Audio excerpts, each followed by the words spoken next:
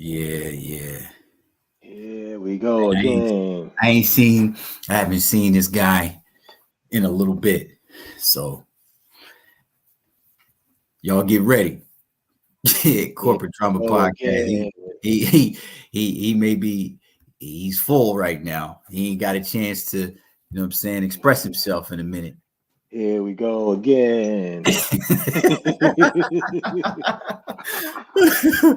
we What's go up, brethren? again. Wagwan. What's going on, bro? Man, how you doing, man? I'm doing well. No complaints. How about yourself? Oh man, same here, right? What's the use in complaining if Awesome. nobody's listening? That's a fact. That's a I mean, they fact. listening, but they hearing, but they not listening. Yeah. They That's hear true. you, but they not listening. You know what I'm Listen, saying? man. We got Are to they dig taking into it in? Are they that. holding on to it? Are they holding on to it, internalizing it, digesting, you know what I mean, and using it for all its goodness? Yo, that I don't know. It remains to be seen, man. Man, we take a couple steps forwards and then we take a couple steps back. Hmm. You know what I'm saying? Man, I just some of the stuff I've been seeing lately, right? Like people are Hmm. really trying, people are really uh saying how they feel about things, right? Okay. That don't need explaining. What why are you asking questions about what don't need to be explained, right? Like, in social media, man, like let's I check social media. My two sources of news is social media, CNN, and then I go Hmm. from there. And a lot of times I don't even get to CNN or beyond because social media, right? Because Yep. you get to tap into what people are thinking. And I know Hmm. the algorithms only put in front of you what you have a tendency to have an affinity for. But even still, that is interesting to hear stuff coming out of people's mouth. That's true. Hmm. You know what I'm Okay. saying? So I mean it's just interesting. I'm a product of a lot of people doing a lot of things uh, with Hmm. my demographic and my generation in mind, right? Mm. And tonight we're gonna talk about a few of those things, but I just want to be general for now, Hmm. Rob. You know what I'm saying? What are we, Generation X? I'm out here, Generation X, and there's a Hmm. lot that was going on. You said it before. This is the Cosby different world, generation. Hmm. And that late 80s early 90s coming of age was a very interesting time frame Hmm. for a lot of different reasons. I mean, we had uh, Bill Clinton as president, we had economic prosperity, we had uh, trickled, I mean, not for everybody, but I mean that's what was pushed out there. And we had different feel good things come up out of Hmm. that were the people like me were the target of these initiatives, whether they actually eventually got to me or not, right? Hmm. But I mean, things such as like the AmeriCorps program and the Pell Grant, like these are things that were earmarked for people like me, right? Hmm. Um, and so you have initiatives like that, and then those things that go beyond those two examples that are now in 2022 starting to be questioned for their validity, as if a whole generation of people who benefited from such sacrifices, right? Like I make no qualms about it. I'm um one of the things that had a huge impact on my life was the Million Man March, right? Which has a regardless of what side of the spectrum you sit on from a ideological standpoint, it was an overwhelming success for the intended target, right? And a lot of great things came out of it, and one day we should probably sit down and enumerate what those things are. you know Ideologies aside, right? I am a product I don't care what you feel about it. I don't care what side of the, it's just we're not gonna sit here and deny its impact. Not on me, right? But then you have people questioning things like that. Outside of the initial criticism, you still get like 30 years now. Like it's people like me that's alive, college educated, right? And so many other metrics of success that I could point to in my personal life and professional life that probably would not be the case if it wasn't for the change in trajectory of the perception of people that come from my demographic. Just the fact that we stood for 14 hours, the most peaceful gathering of that size and the largest gathering of that size in modern history, right? We got a black president out of it. You know why? Because he was there. He don't get them votes 10, 15 years later if there wasn't a change in the perception, right? You know what I mean? Like, so, but I'm watching, I'm looking at social media, Rob, and things and people that people are saying, questioning the validity of the proven positive results is amazing. You know what I'm saying? That's just one of my initial thoughts I had on my mind. What do you think? Well, but it makes sense though, right? Mm-hmm. And the idea that to celebrate something means that you have to support it. Right. If you break it down, if you stomp on it, all you have to do is keep stomping. You never have to change your mind. So for many of these people, they didn't believe it then, they didn't care for it. And now there's more people who feel that way. So if they start to talk about the impact of it, how can they then turn around and say that it doesn't work? Hmm. And on top of that, if they don't want it to work for certain people, then how do they make it work? Right? Right. So they're like, hey, well, I don't want the Jamals and Robs and them to be able to benefit. Like they got to pull themselves up by their bootstraps, With no right? boots. Unless they want to go to the military, Right. right? And I think sometimes we got to be realistic. Like there's certain levels of support that people get when you go to the military, but everything that glitters isn't gold, right? That's a And fact. and folks will only support you as long as they can have some level of say over what you do, Mm-hmm. right? And I say that because, and I'll tie this together with what you're saying shortly. When people are in the service, they care about you because their votes in the Senate can send you away, can send you somewhere to go and fight for what they believe in, so they can send you somewhere.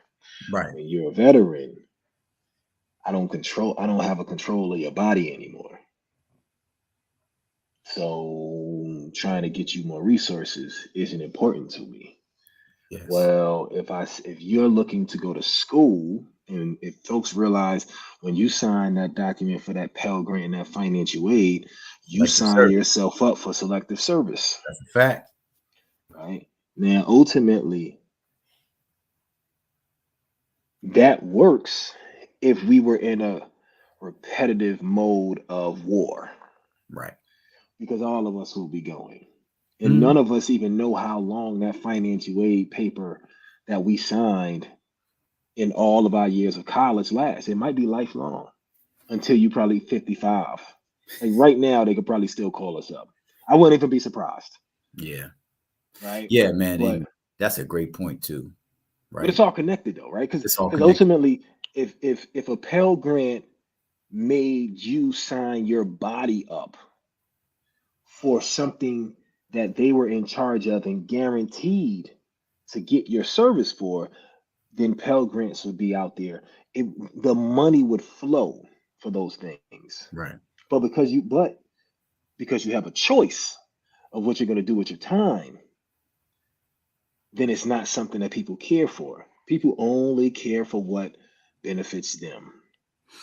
Right. And that goes both ways. right? Mm-hmm. As a Pell Grant recipient, Mm-hmm.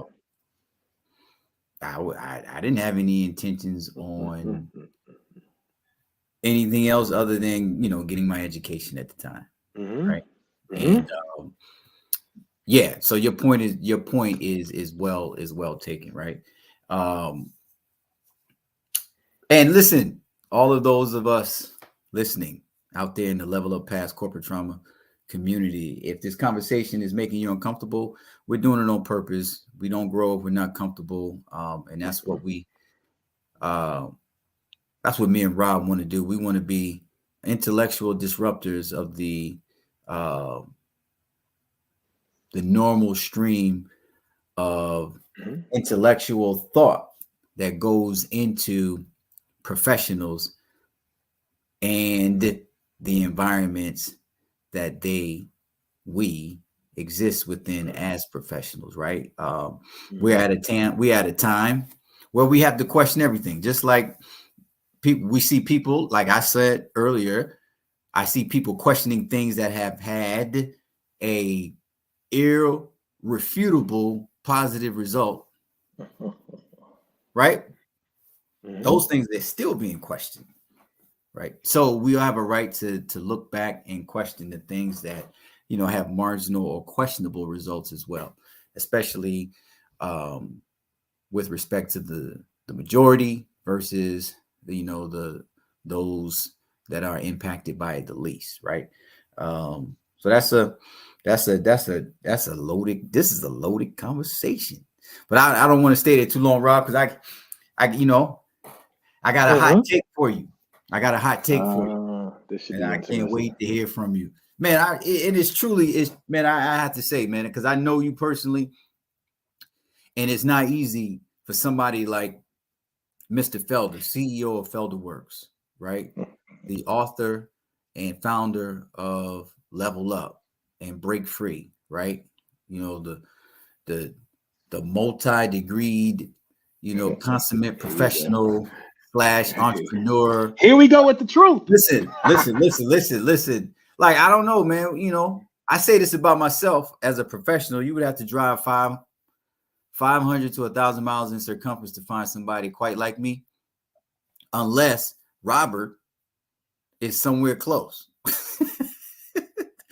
And you would have to double that circumference to find somebody like Rob, right? Because we have unique professional experiences coming from the places that we come from to have made it where we've gotten. So it is a privilege. It is a privilege to borrow Robert from his day job, right? Like from his Clark Kent life, and have him put on a super suit and be shared by his family to give us a few minutes. So I definitely want to make sure we say that, because and it's fitting for the subject that I want to broach with you tonight, right? So Mhm. um, as black men, as quote unquote so-called African American Mhm. um, young men in the professional sector, right? There's a lot that we could talk about as far as our personal experience, but I want to keep it on the diversity, equity, and inclusion level, because it's not any less important today, May 4th, 2022, but the conversation that was had a year ago is not the same level of intensity as what we hear it at as far as today. So I really want to have this conversation with you to kind of snap us back to where this conversation was getting somewhat the proper attention, right? Mhm. Diversity, equity, and inclusion. And Mhm. I want to highlight, right, the and the examples that we're going to talk about tonight aren't the only examples, but I'm going to Mhm. be I'm going to be gender specific, right, for the purposes of this conversation between you and I, because I believe it's something that we can relate to personally, Mhm. um, and but then tie it again together with all walks of life and from a universal standpoint, right? But I want to highlight, man, 3 real strong examples of what DEI could look like from 4 different generations, right? And I'm going to use men, and I'm going to use mostly men of color, and I'm going to use sports, which is obviously a recurring theme on this podcast, right? Um, but we do have we are all inclusive, and we have strong female and women representation as far as our guests and our subject matter. So if this is your first time tuning in, be not offended. Just go back and look at some reruns, right? But there are, from our traditionalist generation, from which would be my grandfather's and grandmother's generation, right? I'm aging myself.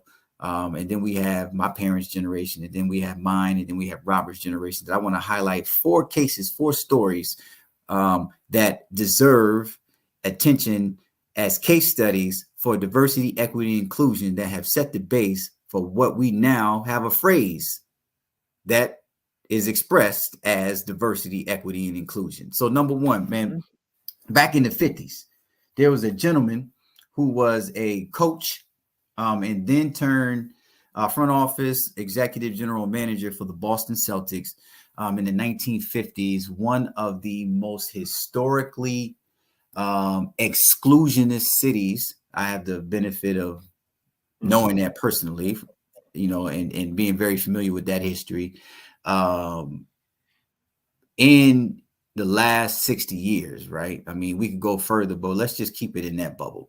Mr. Red Auerbach, who in the 50s, Rob, in Boston, the Mississippi of the North at the time, Rob, who did not legally integrate their schools into the late 1970s. Mr. Red Auerbach put 5 Black players on the court at the same time as his starting 5 for the World Championship Boston Celtics of the National Basketball Association. Now, a move like that from a man like him in a city like Boston for a franchise like the Celtics is an example of a explosively disruptive move of diversity, equity, and inclusion. Incredible. Like I couldn't relate to my grandfather being a Boston Celtics fan until I learned that history. Like, I'm not, are you a Boston Celtics fan in 1980s, Grandpa? Like this, we talking about the Lakers, we talking about Showtime, we talking about Philadelphia, we talking the 76ers. Anybody know NBA history? There was a lot more teams for people like us to be fans of other than the Boston Celtics, but I did not understand that history and the impact on a whole generation of people when he put Bill Russell and 4 other counterparts, Sam Jones, don't get me the Lion right now. And I ain't gonna help you. But right, I can't help you. Sanders, like it's a bunch of them, but it was 5 that I mean, when he put those gentlemen on the floor who were ambassadors of the game and very classy individuals, to this day, you could hear from my research the whole world take a gasp, right? Synonymous to Sidney Poitier smacking the dude in the movie In the Heat of the Night. You know what I'm saying? What do you think? The version and just a total disruption of the status quo, Rob. Well, 2 things. Happy it happened. Second thing, there was a value proposition there that he figured out, whether someone else sold him on it or not, whether it was because he was a loving man, a compassionate man, whatever people may have been able to say about him, whatever that may be. Right. He saw the value in putting the best athletes on the floor. And the idea that, well, I'm white and I don't like y'all, that supersedes me getting the best product on the court. Right. Right now, here's the most interesting thing. I'm going to say it like this. I'm all with it, Mm-hmm. but I do know that these individuals, whether they indirectly benefit or directly benefit from the things from the past, whatever gives them the opportunity to succeed in what they care about, they will do whatever is necessary to win. I Hmm. know that is not how, that's probably not what you expected to hear, but, and I know, and I ain't a boy, and I ain't a boy, and some people will hear what I said and say, man, this dude is always giving the doom and gloom. No, what I'm not going to do is just give you everything that glitters is gold. Right. I'm going to give you the same thing when I learned in history class that if Abraham Lincoln, right, was able to keep the Union together and keep slavery in place, he would have. Right? Regardless of so it's one of those Read his words. situations where Yeah, read right? his words. It's one of those situations where he got to a point where maybe he wasn't gonna have the best white players. Maybe the best white players are on other teams. Oh, I got something for y'all. Right. I got some folks you don't have. And none of y'all man enough to do it. Mm. But what I'm not gonna do, I'm not gonna keep losing playing these slow, short white dudes all day. That's not going to happen. So guess what? I'm gonna be innovative. I'm gonna play all five of these black guys, and we're gonna kick your ass. And we're gonna beat you every which way you can. Every which way we can, we're gonna beat you because these guys are dominant. I'm gonna pause. I'm gonna put a pause, and then I'm gonna say, now if we looked at ourselves in a way where we're going to do whatever for us that can help us win, we would be so much further. And I'm not talking about each individual, I'm talking about across the diaspora Yeah. It takes a doing bold. It takes bold it leadership. does. It It does. takes bold. And now I will say that. I will Yep. say, I'll give you both sides. Yep. Bold leadership, yes. It wasn't all what's the word I'm looking for, Jamal? It wasn't all altruistic. No, it wasn't selfless. It It wasn't totally wasn't all, selfless. hey, Uh-uh. it was not all butterflies and I really want to do this because these guys deserve a shot. It was like, oh man, I saw these guys play. There's no way I'm gonna let these guys end up somewhere else. I'm gonna get them on the court. Right. That's how I look at it. But it Well, was a yeah. I bold mean, move. but there's But it truth was to a it. bold move. It was a It bold was a move, but it's bold truth move. to it. It was Exactly. mutually beneficial. It's not, you know what I'm Correct. saying? Which is a lot to speak about, what the DEI looks like today. A lot of organizations say they want diversity in thought, and they still want qualified candidates, right? But we have to we have to believe in the fact that there are qualified candidates that are also diverse, right? So the and that could also provide a diversity of thought, right? So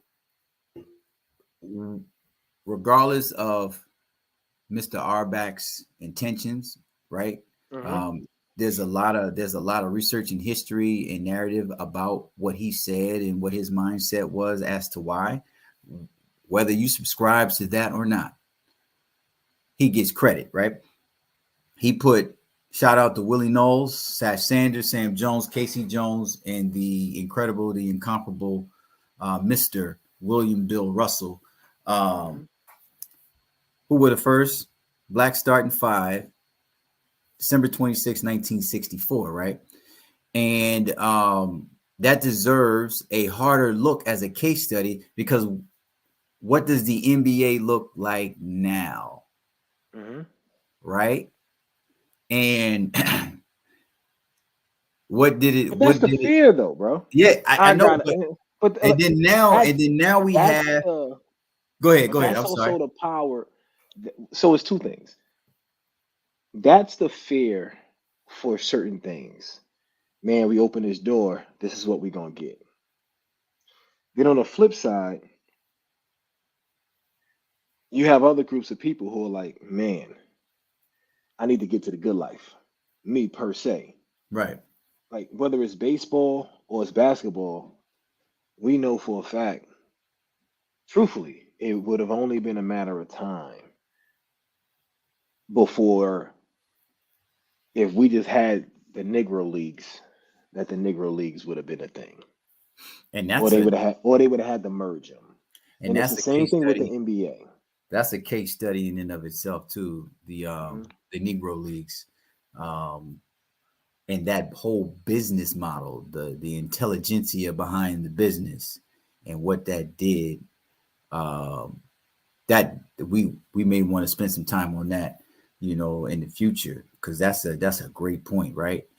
And when I look at the NBA today, right, it went from basketball being a relatively all-white sport coming out of Hmm. Springfield under James Naismith in the YMCA in 1892 Hmm. because a lot of the people of color, black athletes in particular, were more earmarked for field sports, in your face, aggressive sports for whatever reason, like football and other sports. And basketball was created as a athletic um, recreational sport for cold climates when it was too cold to be outside, Be right? outside. Hence Massachusetts, which is the birthplace of basketball, and a lot of our and forefathers and just didn't play indoor court sports at the time because they weren't allowed. You couldn't get a membership to the YMCA, right? And then we weren't interested. And then if we were interested, it just wasn't an avenue. To 1964, all black starting five. And follow me, y'all. This is a case study in DEI to the NBA being 80%, 85% all black. And then now what we're seeing is an influx of international players, be they people of color or not, because of the influence of the NBA after the Dream Team 1992 Olympics and the impact that it had on the international and world stage when the professionals from the NBA were allowed to play in what was widely considered a amateur sports exhibition that's called the Olympics, right? Um, next example, man. Next example. Like we want to get through this just to get your wheels turning, man, for DE&I because we want to keep this conversation going because it's a very important one. One of my favorites. You know what Boston is to the north, the city of Atlanta is to the south. What Boston is internationally and regionally to people of the majorative community, Atlanta is to people of color in the south, right? Twin halves of the same side, of the same coin, like they're opposites in a lot of ways, right? But in the renaissance of the economic and social renaissance of the city of Atlanta in the late 70s, let's just say mid 70s, 80s, there were two mayors that took the helm of this city, right? In a red state, right? In a Republican state, in the deep South. Like Atlanta's is a very, very famous city, but it's still the deep South east, right? This is still the deep South. This is still the Bible Belt. This is still stolen land from our indigenous brothers and sisters, right? Um, Even though the feel, the look, and the success of the individuals in the city don't speak to that, Mm-hmm. it's still the history, right? And Maynard Jackson and Andrew Young made bold moves in what we can now identify as DEI initiatives. For example, Atlanta, Hartsfield, Jackson, as in Maynard Jackson Airport, is the largest airport, I believe, in the world. Y'all can fact Mm-hmm. check me on that. And definitely the busiest, but it's It's definitely the definitely the busiest. busiest. If I'm not mistaken, one of them, if not the first. When and there's a great documentary on Maynard Jackson in particular uh, on Netflix called Maynard. I believe Mm-hmm. it's Netflix. And he, when he was mayor, he made sure that there were inclusive vendors that looked like the people in the city, in particular, black vendors, when they were Mm-hmm. building the airport in specific. And he was getting pushback, and he was quoted to have said, "You know what? Black people have pavement companies for Mm-hmm. driveways and streets, right? You mean to Yep. tell me they can't pave a runway?" Now Uh-huh. that type of bold leadership in making sure that a critical mass of contracts went to minority-run businesses created some of the most densely populated people of color, affluent millionaires, wealthy people in what we know as Atlanta as the Deep South from bold leadership. Now, the airport example under Maynard Jackson is just one part of the city, but we're talking about construction, we're talking about service contracts, we're talking about um, civil service. We're talking about a lot of different things that his administration boldly made sure that there was representation of the people of this city that made Atlanta what it is and what it was coming out of the civil rights movement. You know, behind names like Dr. Martin Luther King Jr., Benjamin E. Mays, former president of Morehouse College, and others, so many others. And a contemporary of Dr. King, Andrew Young, picked up proverbially, and this is arguable, but where Maynard Jackson left off during his staggered tenure as mayor and made Atlanta an international DEI initiative, right? It was very instrumental in making sure that the 96 Olympics came to this city, brought in international economic development. Now, it's one thing to build an airport using local vendors, but it's something totally different when you get people like Ford to build the Ford Taurus here in this city. When you got international companies coming in and investing and buying buildings and investing in skyscrapers and Coca-Cola headquarters and making sure that they are a preferred employer of people who live in this city, and then supporting the infrastructure of the United States military with the many military installments that were around the city that brought people in from all over the country and all over the world, right? Atlanta, City Hall, the state capitol, um, and just the municipality of Atlanta under the administration of Maynard Jackson was also very significant. And so I put these two together, kind of being a tag team. And just like we looked at what the NBA is now, after that bold move, look, Rob, at what Atlanta is now because of that movie, a preferred destination for making motion pictures, a stalwart in the music industry, right? A picture of success when it comes to people of color professionals and success in the middle class. Not the only place, but it wasn't like that before such bold leadership. You know what I'm saying? So I want to highlight that. And that's the generation of my parents. Another example, this is before DEI, y'all, was even a phrase. Mm-hmm. What you think, Rob? See, I believe that these individuals are right in line with what's missing today. And when I say right in line, they're more of what we need than what we have enough of. That's a fact. When you can say to people, if we don't look for Black people or make sure that Black people are involved, if we're not intentional with those movements about these Intentional. dollars, these jobs, these dollars. All right. Yeah. Good night. Love you. Okay. Good night. Um, Jamal said good night. If we're not intentional, then what we're really saying is we're settling for the status quo.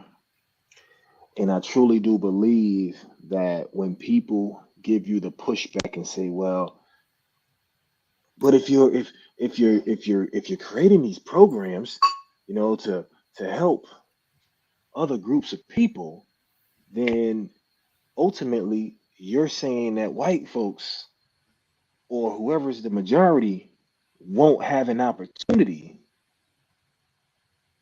to get them. No, we're making sure that the right people are in, but on top of that, if you have 86 apples,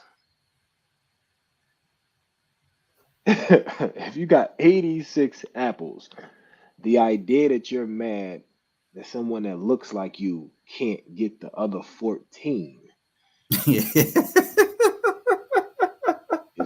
I'm is sorry. is, I'm is, sorry. is ludicrous. Like, and it bothers me because that's usually the pitch. It's the idea where if folks don't feel that it's equal, and that's why I said these guys are more of what we need of today, Right. because they're like, nah, listen, you can't have a head start and then also say whoever is the fastest person. Like, so think about it like that. You can't have a relay race in 2008 or 2012. You're in the lead, and then also say Usain Bolt can't run on the team that you're running against. Like, Can't can't have it it's both so much. ways. It's so much nonsense. And then the idea that when people say, "Well, you know what, Jamal, Mandy, Mindy, Keisha, whatever the person's name may be, didn't get the position because they had a quota or they had to give it to a black person or they had to give it to an represented underrepresented ethnic group. Right. And the reason I didn't get it was because you got it. Well, damn, that position had your name on it? All these positions supposed to have it? Like, what are we talking here? So everybody else that got a position, everybody else that got an apple before me deserved an apple. My black ass come in here to get an apple, and you didn't get one. It's not the other 13 apples that's left. It's not the other 86 that was there. It's my one apple. It's my apple That's the issue. that's in a black hand. That's the So when issue. we talk about DNI, and this is also when I talk about from theory to practice, no matter where I am, no matter where I work, no matter who I'm talking to, taking things from theory, we can talk about DNI and how important it is. Right. But when it's time to put the rubber on the road and Mm-hmm. tell people, hey, these are the steps that we have to take in order to get to this promised land, Right. folks start half stepping. Right. They Right. straight up can't figure out why that makes sense because ultimately people have to protect their lead. And unless they feel like there's a win, then they ain't doing it. So when you get bold leadership before it's cool to do it, to step up and say, this is what we're doing, not just for an organization, but for a Mm-hmm. whole entire town that becomes a city. Mm-hmm. And you put that into the foundation as you scrub all of the other things that was there before. And you say, now this Mm-hmm. is who we are. Like that's leadership. That's leadership. And that's That's bold. leadership because it's visionary, right? And this city became and is still a safe haven, Mm-hmm. right? A lot like Boston was for those that took advantage of Boston of its time, right? Mm-hmm. It is a safe haven. You can come down here and get an apple, right?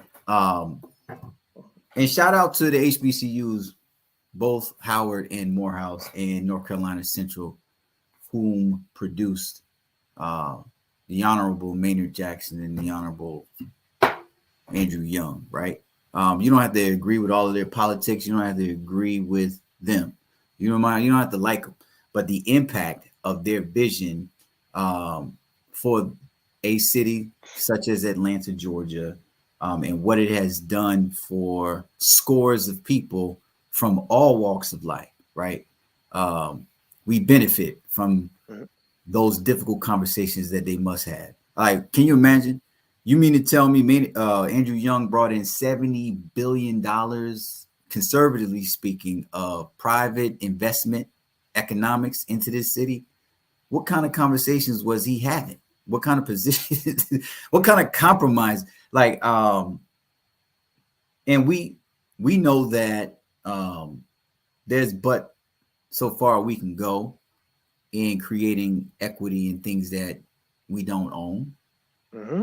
right? We know that, right? Mm-hmm. It's better to build your own table and then be invited as an equal than begging someone to give you a seat at their table when there are no seats available, right? We know that, but in light of all of that, look at what these two brothers um, have accomplished, and they did it in such a short amount of time because it was bold, Mm-hmm. DEI, like disruptive. Next example. Now we're getting close. We're getting close to. We're getting closer to you, Rob. Oh yeah. Yeah, one of my personal favorites. Uh, mm. in the mid '80s, uh, late night television um, was huge because Mm-hmm. of obviously this is before the advent of the internet and social media on a wide at all, right? For social media, and then I think the internet was only used on military or international business levels, at that time, if at all, right? So what we had the 4 o'clock, 5 o'clock, 6 o'clock, 8 o'clock news. We had late night Mm-hmm. television, right? We had boutique shows like Entertainment Tonight, and lifestyles of the rich and famous. We had newspapers and magazines. That's how we got our information for Yep. things outside of our bubble. But one of the most, if not the most underrated pieces of that whole scene of communication, news, and media was late night television because you could do a little bit more, right? You could be a little bit more liberal, be a little bit more risky because of the nature of a mature audience, um, or adults who are of age that can stay up that late, right? Now, Joan Rivers, the comedian, Joan Rivers, had a late night show. She lost. I think she something happened. I know, like something happened to her. She may have gotten sick, or she had a hiatus in the show. Her husband got. She lost her husband, and there was a young uh, stand-up comedian who had been making his rounds in the stand-up scene by the name of Mr. Arsenio Hall from, I believe, Cleveland, Ohio. He's a he's a contemporary of Eddie Murphy, the Wayans brothers, and I mean Keenan Ivory Wayans and Damon Wayans, Robin Harris, and other comedians from the black comedian circuit of the time. Was a regular or had been on her show a couple of times, and because of the extenuating circumstances that the comedian Joan Rivers found herself in and not being able to continue her show, a lot like the Wendy Williams show of today. Mm-hmm. Arsenio Hall said they was I don't know if he was being funny or if it's true. He was like, either give it to, that guy who's always on the show, or give it to the stage manager. So he ended up getting the show. And what he was able to do with that show revolutionized what late night television was and is at the time. It just has not been the same since he left those airwaves, right? It just has not. And his premise, self-proposed premise, is that now that I have my shot, under the circumstances upon which I received it, I am now going to make sure others like me who are just as deserving, that may be underrepresented and under-resourced, get their shot too. So you're talking about, there was he created a lane with his show for a whole market and lane of entertainers, be it music, movies, comedians, and otherwise, to make it and break that wouldn't necessarily get the shot. For example, he's sitting at dinner across the restaurant is Tommy Mottola having dinner with his new artist, and he comes over, taps Arsenio on the shoulder, and is like, "Yo, I got this new artist. I think she would be. I think she's the new best thing that's gonna happen. I just need some exposure." That new artist was Mariah Carey. She did and debuted A Vision of Love on the Arsenio Hall show, right? At the height of Eddie Murphy's career. Eddie Murphy wasn't doing no interviews, sitting down, talking about, what I'm saying? Those things that were personal to him, and he was the number one movie star at the time.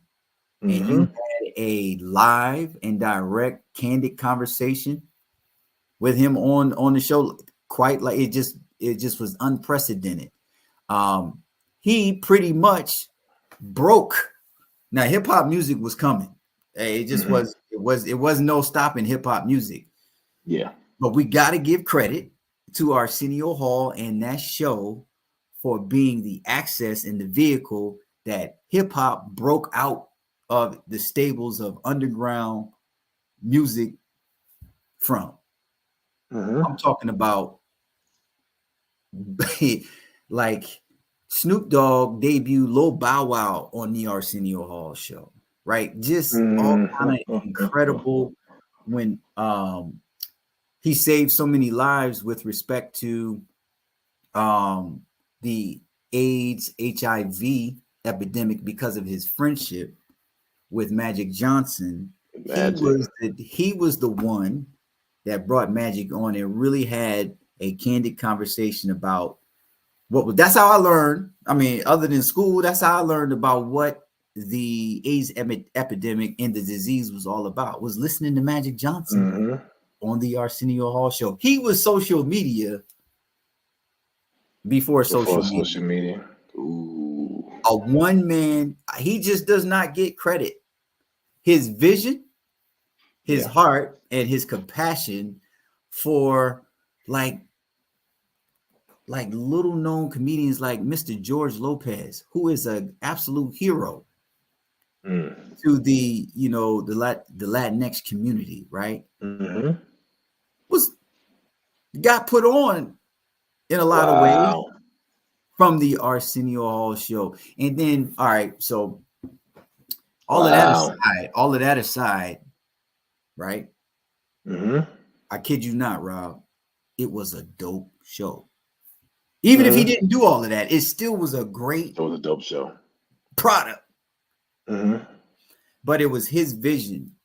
And obviously those that tapped in. Mm-hmm. And it was like you said with Red Auerbach, it was mutually beneficial. Like it had to be a win. Uh, Mm-hmm. we talking about movies. Like if you had a new hot movie coming out, you had Mm-hmm. to do the Arsenio Hall show. You know how people do posts now on social media and press Yeah, that's junkets. that's that's dope. So there's no movie we would go see. I remember in the 80s and 90s as a teenager going to go see movies because of the clip and the interview that the lead actor or actress, if that's politically correct, or the lead actor, whether they were male or female, had on the show, in the movie, whoever that was, would come on the Arsenio Hall show as part of the marketing campaign. I spent my money and asked my mom, could I go watch this movie just because of the impact that it made? Whereas now you could, you can pull that up on your phone. It's just you cannot quantify the value and what he means and meant to pop culture and what was possible with word of mouth, pairing up social media, word of mouth, marketing, and then breaking hot new artists and taking a risk on what the marketplace could expand and be versatile enough to accept. It's just he and that show was truly visionary, but it took bold leadership and steps. He said he remembers having to go and explain to the producers who were nowhere near culturally proficient to understand what he knew was hot. Like one of the hottest artists of the time from music, it was Bobby Brown. He was trying to get Bobby Brown on the show. Like everybody knows Bobby Brown in New Edition. They said no. Who is Bobby Brown? You know what I'm saying? Like, can you imagine somebody today saying, you know what? Nah, we not gonna feature uh Ariana Grande on such and such so forth platform. Like you wouldn't even it doesn't fathom. But the executives and the producers on the show was so, you know, lack of a better phrase, culturally improficient that he had to like do stuff outside of the ordinary and like break rules to get things done. And he made a lot of money, but Rob, do you know how many millionaires he made? He could sit back in his rocking chair and count the millionaires he made. You're on mute. You know what I'm saying? So, That's a good point. you know what I mean? That's an awesome point. Generation X was significantly impacted by the Arsenio Hall show. Bold leadership. What do you think? So definitely bold leadership. And then what I would also say is ahead of its time. Ooh, so ahead of his Right. time. So here's the craziest thing. And somebody posted this recently. I don't know if it was Sean King or somebody else. Regardless of how you feel about Sean King, I'm gonna put something about it in this regard. Right. He said CNN Go came out, I think, launched for a month and got shut off.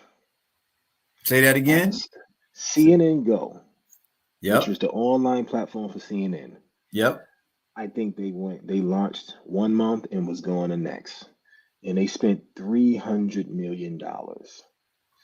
And Sean King poses the question. He said, I understand things happen, Only thing I want to know is when do black people get the leeway to be able to be creative and not lose it all when it goes bad, Wow. right? So it's one of the, I bring that up because you wouldn't understand what Bobby Brown is, especially if you're not looking at the show as a show that is catered towards black culture, which is the dominant culture in America, Right. and white people. Right.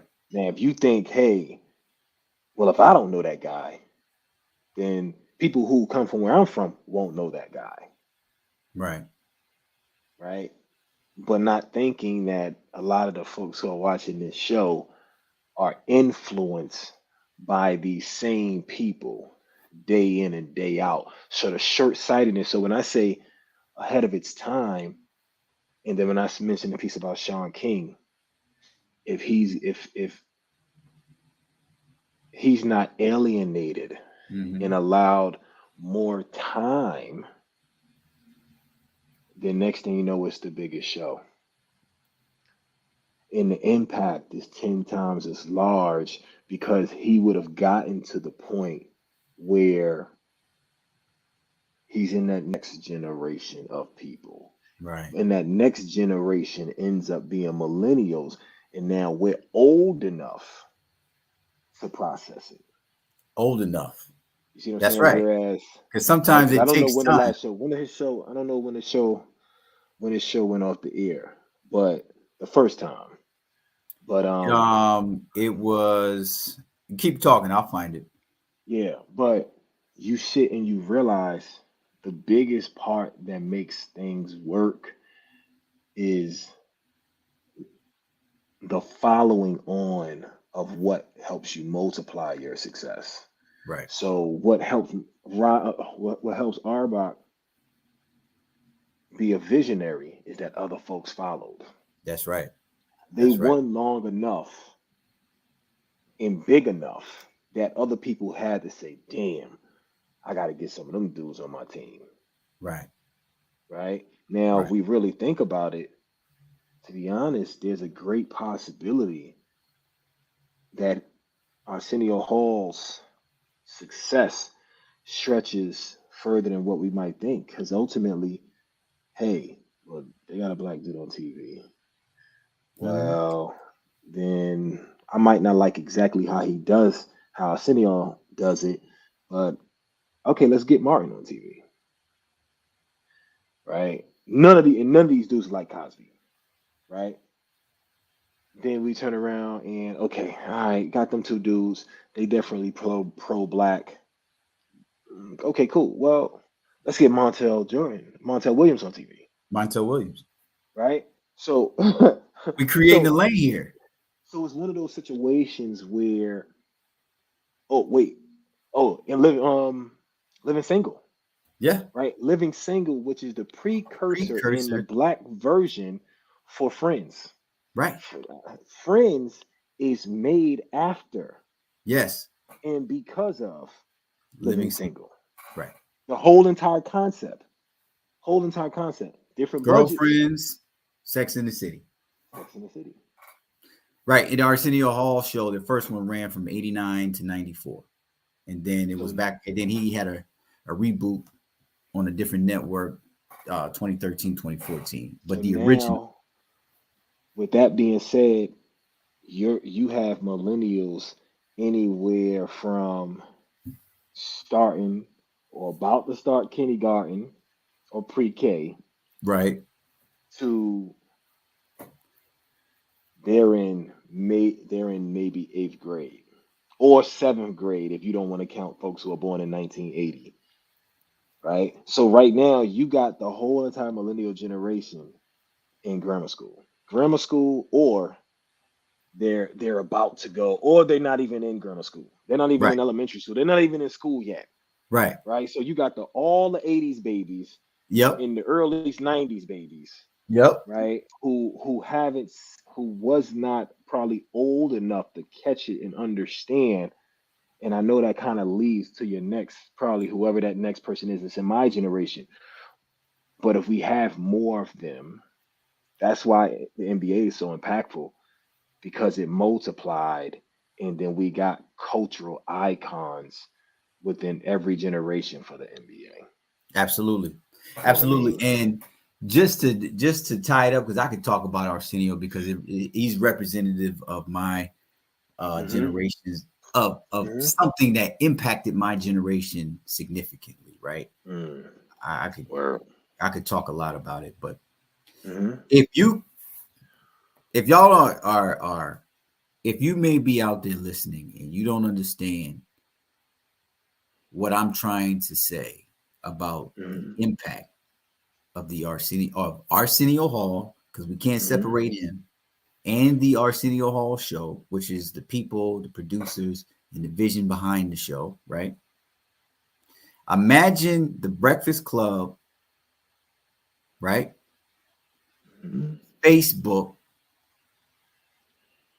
and iHeartRadio Hmm.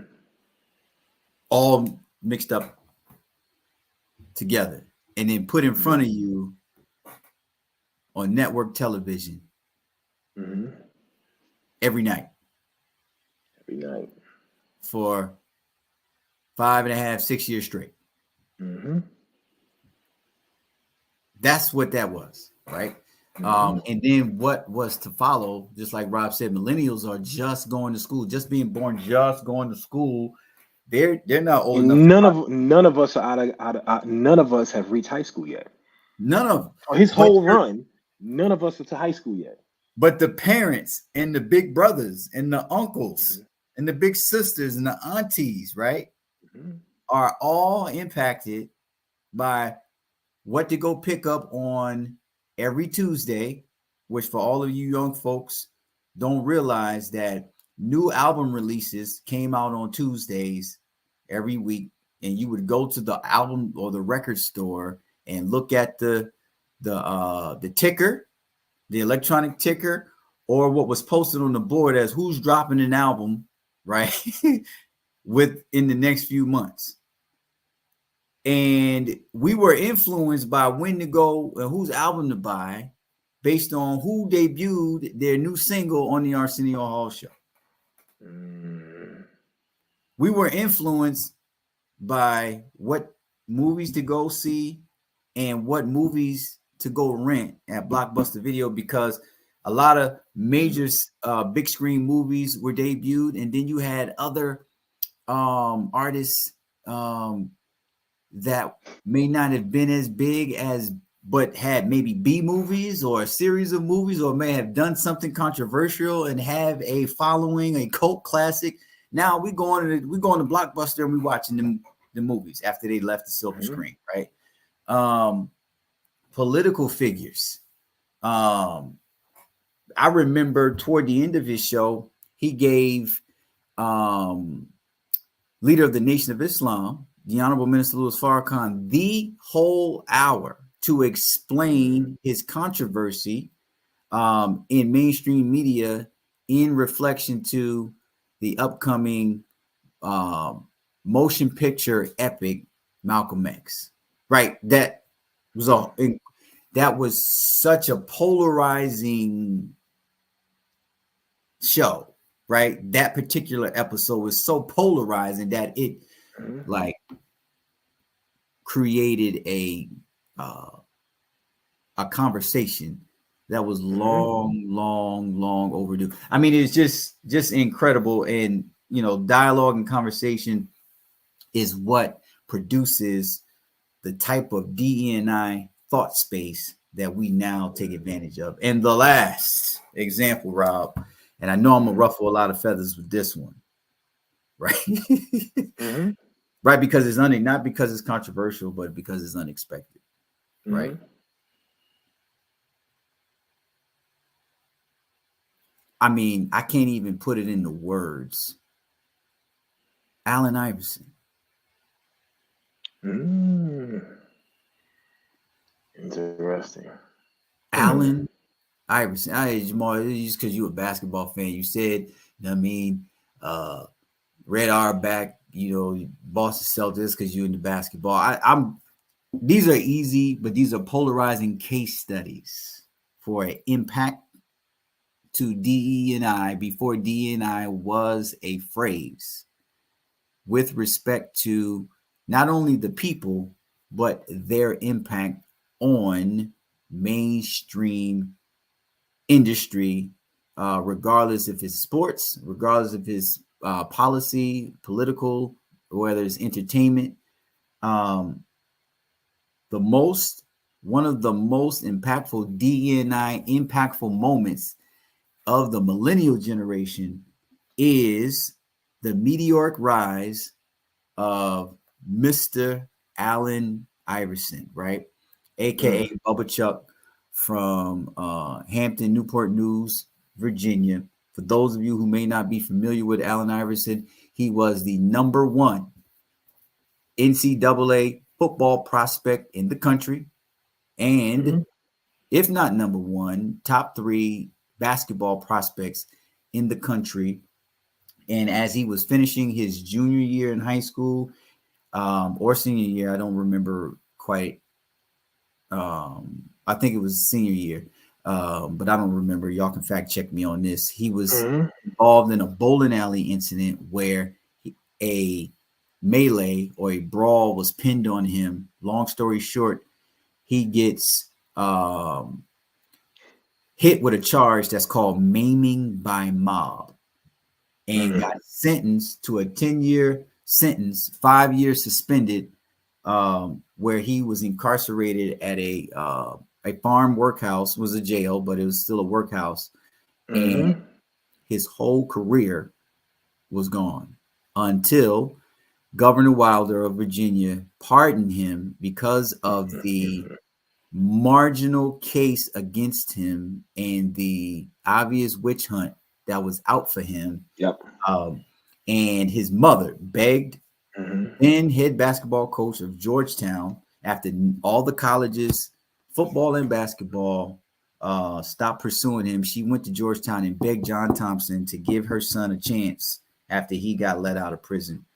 Mm. He went to Georgetown, played 2 years there, went number one in the NBA draft. The rest is history. That's just his backdrop, right? Mm. Think about that. Just we're gonna stop it just right there for a second. Just the fact that he got railroaded, pardoned, and got a second chance. Think about how many companies Mm.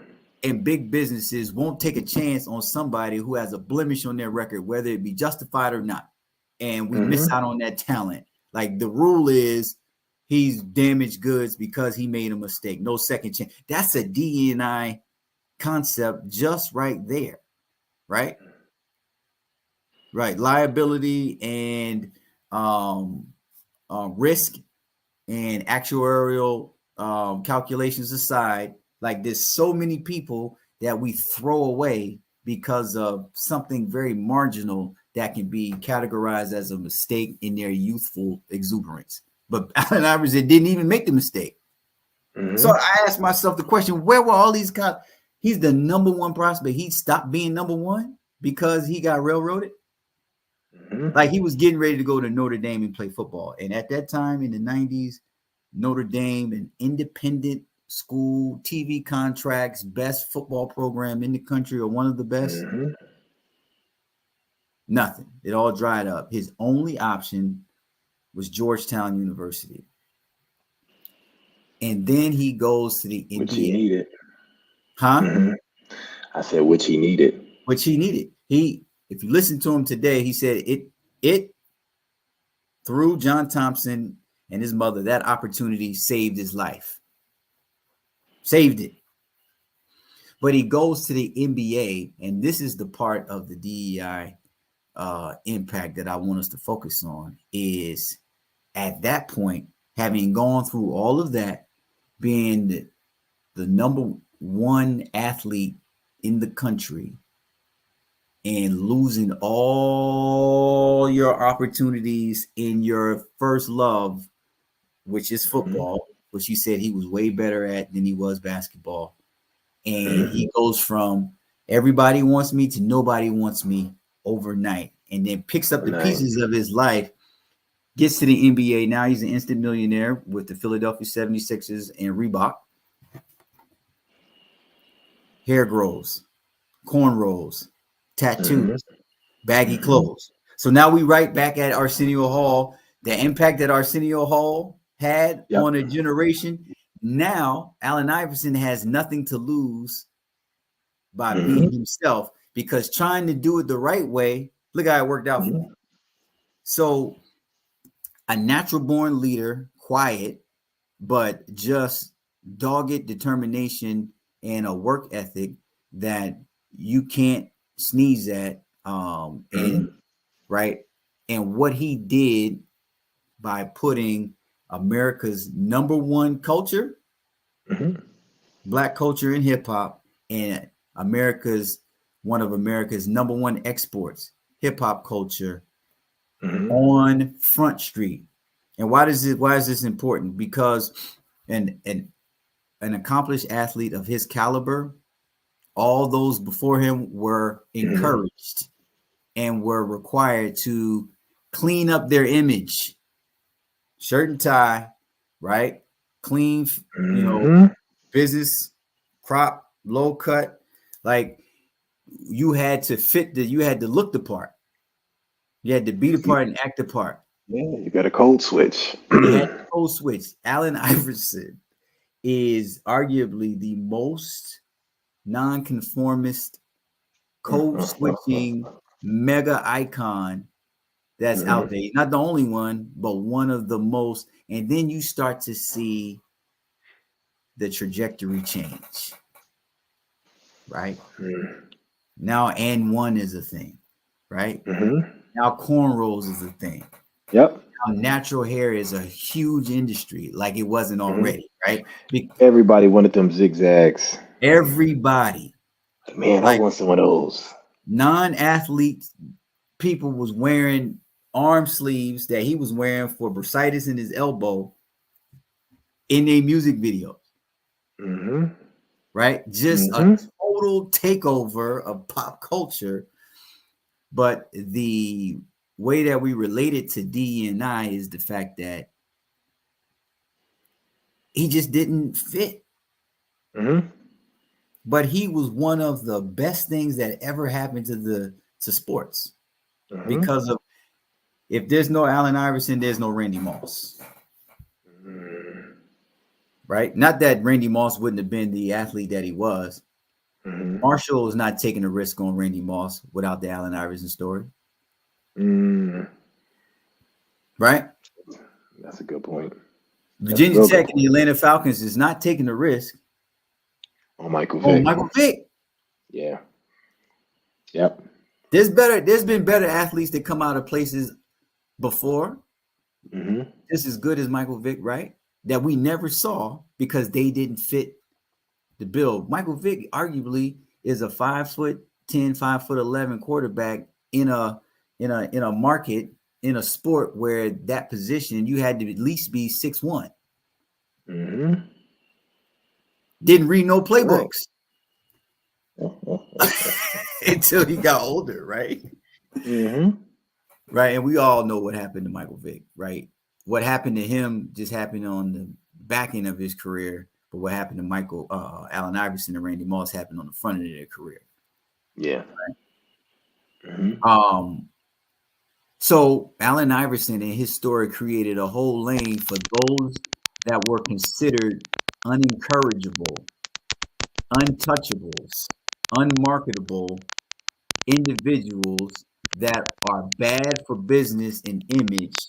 He created a lane for these people. What a DNI, and see, that's like, and it is synonymous to a hiring manager or an HR department declining to interview the most qualified candidate in the talent pool because they have a typo on their resume. right? His impact and what happened, that story is a case study of DEI. Now, this is your generation, Rob. What do you think?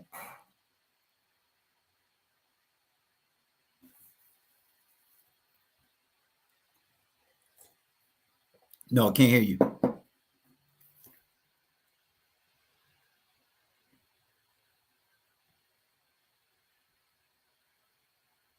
See, as soon as we start talking about Allen Iverson, the boogeyman done robbed Rob of his sound. Oh, now, Oh now, yeah, I we don't. got you now. It just cut off. I don't know why. Yeah. It's something you said. I probably missed that last piece. I was, No, I'm done. What do you think? Allen Iverson, the millennial generation's case study on diversity, equity, and inclusion. but you know what? Hey, I'm gonna tell you the crazy thing. I agree with it all, but the negative impact of the generations that came before him and how we were told to move may have stopped or halted or slowed where we are now. Mm, Because if, to be honest with you, if we would have embraced more of how you and even I view Iverson's impact, he felt about himself, mm-hmm, right? To be honest with you, he's very his the way of how he was moving was very similar to a person in power, particularly whether it's a white female, but definitely a white male, where judge me on what I can do, mm-hmm, not on what I wear, mm-hmm. not on anything else except how I perform. Right. That is a freeing place where it's not about my hair, it's not about my, it's really about how well can I perform, right? If I can crush you, right? Because think about it. Even if you're somebody in the basement, unless you letting somebody else take credit for your work, if you're crushing everybody else as a person that's in the mailroom, somebody's going to come and find the person who's beating everybody out. Right. That's a And fact. ultimately, as long as, and I hope folks realize, as Jamal outlined so beautifully, the idea of all four of these folks, but most definitely Allen Iverson, the idea of code switching as I got older became more of an issue because then you realize that code switching was about making other people feel comfortable with you, but you had to be in their image. You had to move how they wanted you to move. It wasn't about you being who you are, and even if you had to, helping people adapt to what that means, whether they feel comfortable or not. And I think that's the piece when we think about Allen Iverson, where many most likely pushed him out the league, right? They most likely pushed him out the league, but Oh he was yeah. comfortable, right? Oh He yeah. was like, "Yo, this is who I am. I'm showing up as my true self, He was and authentic. He this was is this is sincere. yeah, this is how I'm rocking." Now you see guys now are very much more outspoken. So we're in probably what is this probably if we say 10 years represents a generation of basketball. So we Yep. got the 60s to the 70s, 70s to the 80s, 80s to the 90s, 90s to 2000s, Mm-hmm. 2000s to 10s and 10s, right? Right. We're already we're already in the sixth, going on almost the seventh generation of black men playing basketball Right. in the NBA, Right. right? And folks have more power, many more that they are definitely more or less flexing in regards to who they are. But that idea of, I'm not going to allow somebody to box me in doesn't have to just be when you're making millions of dollars. We will not be able to make it easier or better for the generations that come behind us all if we don't do the tough job of being our authentic self when we show up to work. Right. And that's the piece when I hear you talk about Allen Iverson, that's that part where it's like, hey, I'm not looking to save face. I'm Right. not looking to make y'all feel good for how you think it's supposed to be. Right. You know what I mean? You're gonna get this work though. Right. You're gonna get this work. There's no ifs, ands, or buts about it. What I get paid for, I do. I'm He not did out it. here and like think about it. To be honest with you, I'm not here breaking the law. We're not talking about anything difficult. You just don't like how I dress. You don't like my swag. To be honest with you, let's be realistic. You don't want me to influence your kid to dress like me. But you know what? This is the problem I have. Right. Yep. What was his job? Play His ball. job was being a basketball player. What do basketball players wear? Sneakers, shorts, and a jersey. Did he wear that? Is that the uniform of his profession? Yeah, but they're showing you what they look like when they're coming in. So now I have to sell people on who you are as a person, and you don't fit I what I understand. want people to Yep. buy into. You I don't fit what I understand it. want people to buy into. Exactly. And we're saying the same thing, right? But Hmm. the problem is people will always, I mean, okay, David Stern changed the NBA dress code arguably because of the Allen Iverson effect, right? It was because of Right. Iverson. It was definitely And Iverson. but Allen Iverson never had a problem wearing a uniform in the game. Right. Right. Correct. So it ain't even so to your point, this is what I'm highlighting. It wasn't even about how he dressed. It It was wasn't about the really work about, attire. huh? Yeah, it wasn't about the work attire. Isn't that crazy? It That's wasn't realistic when like you putting it that way.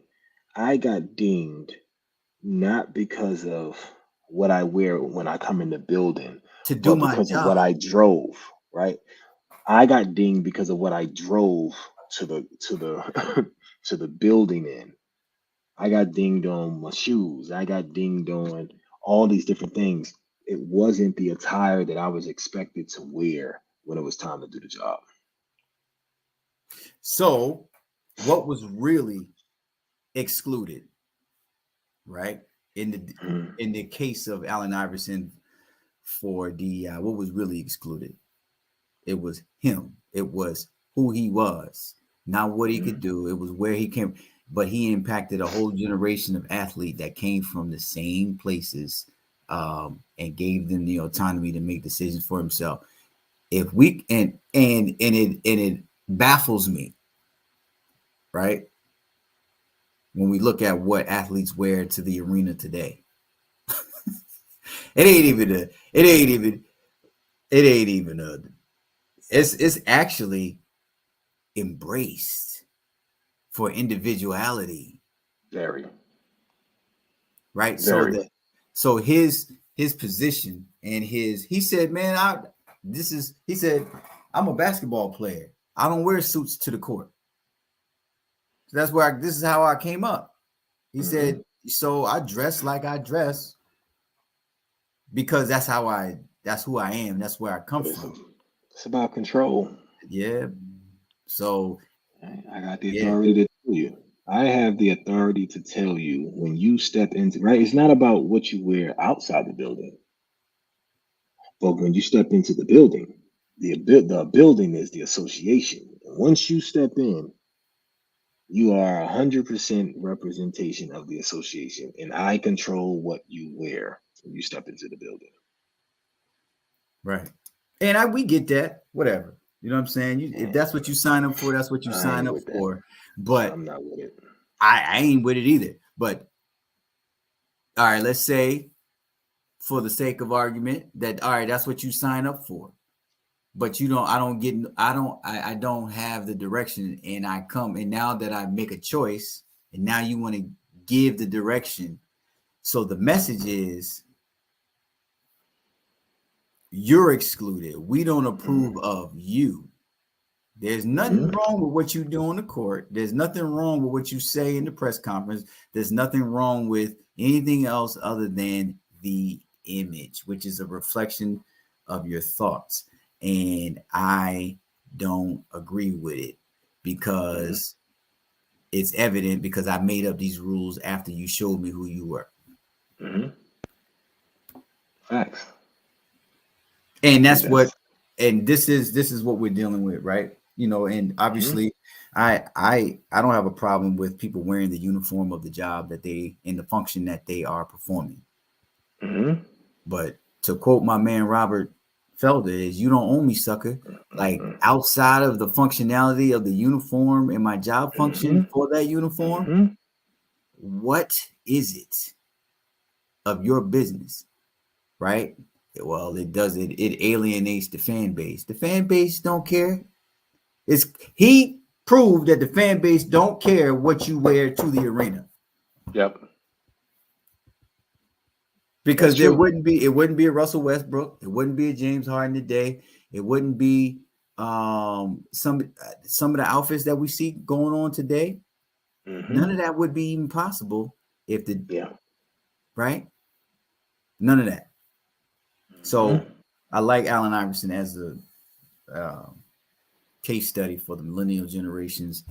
And now, what we're seeing is because of incidents, not just these, but incidents such as these and like these, DEI is an actual phraseology and initiative Mm-hmm. that is fully resourced in some places, under resourced in others, but it's a conversation because of bold, disruptive leadership making intentional decisions to Mm-hmm. um, to really buck the program Yep. in order to allow more seats at the table.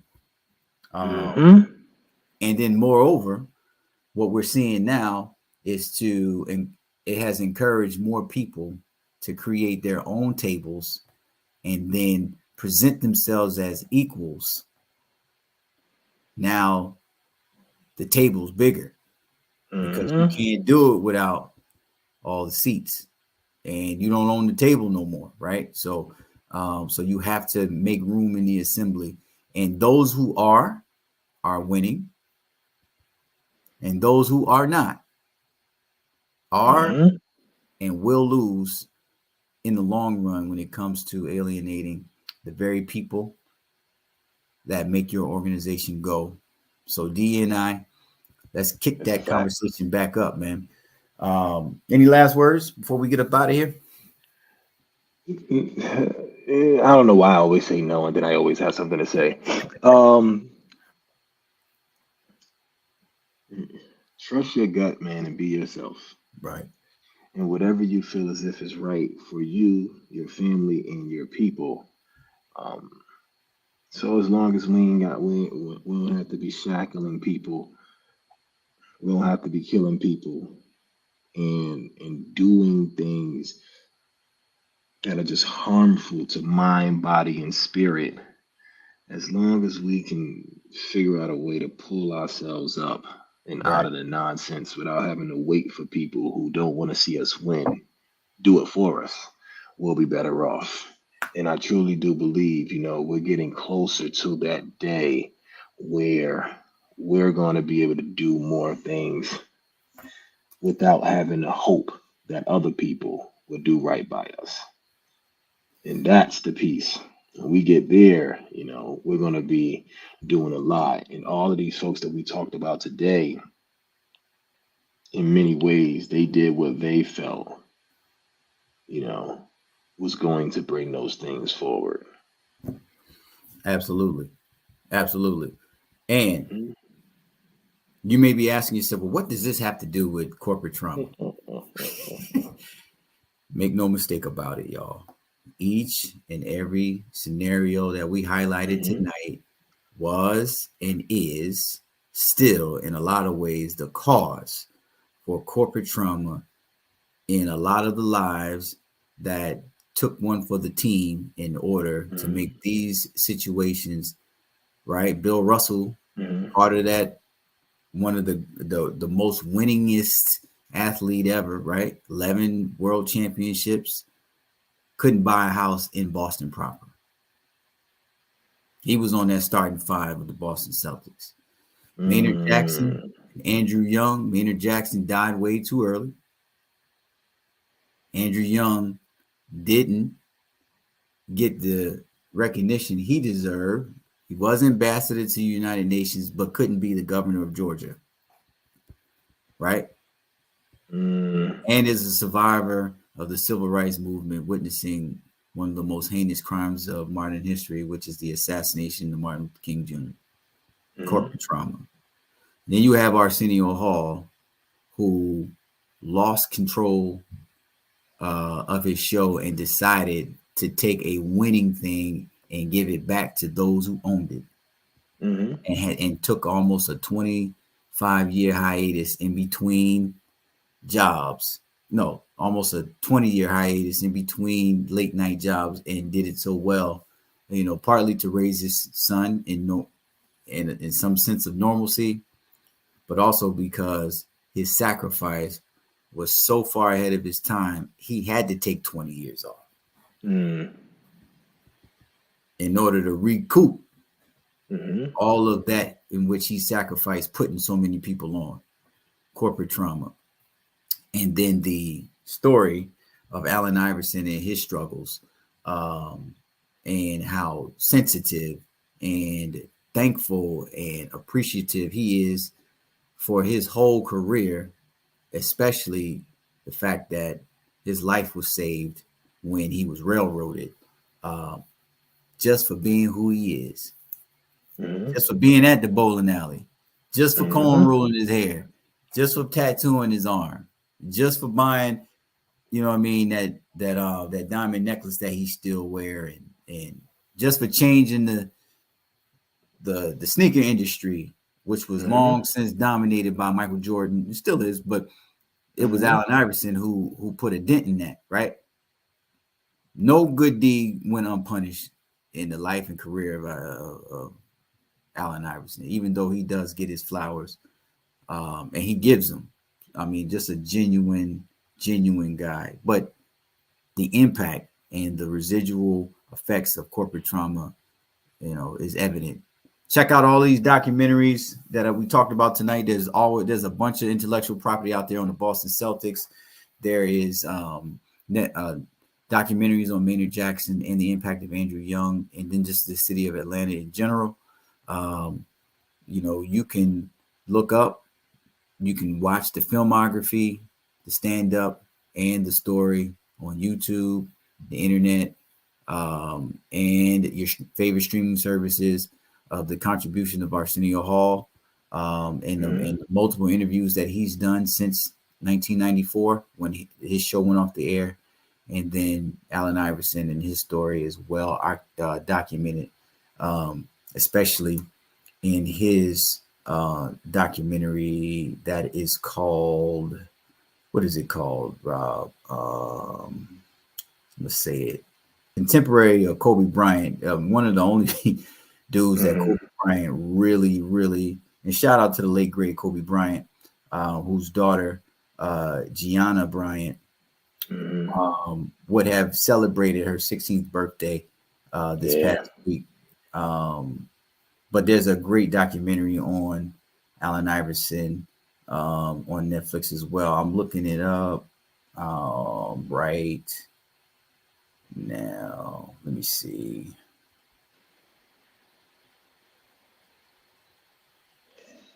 There it is. Now we'll talk about it next week. I can't find it right now. You can't never find Uh-huh. something you're looking Can't do for. it on the spot. You Nah. cannot do it on the spot. But his documentary is on Netflix as well. Encourage you to check it out in other platforms.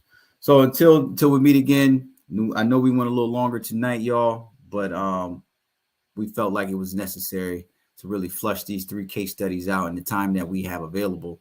to us on this platform, the Level Up Past Corporate Trauma Podcast, to hey, let's revisit, let's re-energize and put some urgency behind DEI in a real way, in an intentional way, in a Mm-hmm. disruptive way, in a bold way. So till we see you again, remember corporate trauma is a sneaky passive trauma that'll creep up on you. And when it does, It's time to level up. peace. Peace. See y'all next week.